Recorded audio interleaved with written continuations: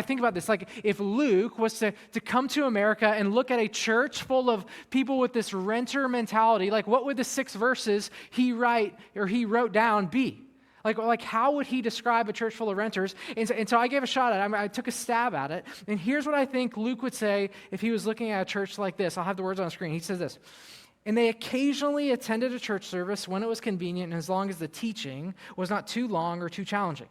They mostly kept to themselves so they could get in and get out quickly without anyone talking to them. And they had relatively low expectations for God to move among them. Some were generous when they felt emotionally moved, but only as long as it didn't interfere with their lifestyle.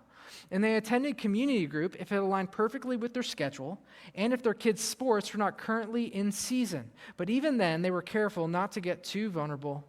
As a community, they were largely irrelevant to all the people, and occasionally someone was randomly saved."